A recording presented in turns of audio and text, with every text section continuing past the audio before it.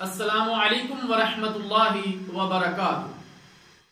میرے محترم دوستو، امت کے لیے اپنا حق قربان کرنے والا نبی محمد رسول اللہ صلی اللہ علیہ وسلم نے ارشاد فرمایا، ہر نبی کے لیے ایک دعا ہوتی ہے جو ضرور قبول کی جاتی ہے، تو ہر نبی نے جلدی سے اپنی اس دعا کو مانگ لیا، جبکہ میں نے اپنی دعا کو قیامت کے دن اپنی امت کی شفاعت کے لیے سنبھال رکھا ہے۔ اللہ اکبر۔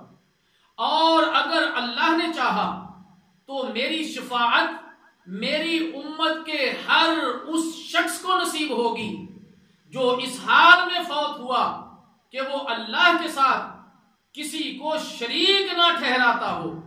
صحیح مسلم حدیث کا نمبر 199۔ اللہ اکبر۔ بہت بڑی خوشخبری ہے امت محمدیہ کے لیے، بہت بڑی خوشی ہے امت محمدیہ کے لیے، بڑا نصیب ہے امت محمدیہ صلی اللہ علیہ وسلم کا۔ لیکن میرے دوستو، یہ خوش نصیبی اس وقت نصیب ہوگی، یہ محمد عربی صلی اللہ علیہ وسلم کی شفاعت اس وقت نصیب ہوگی جب شرک سے بچ جائیں گے۔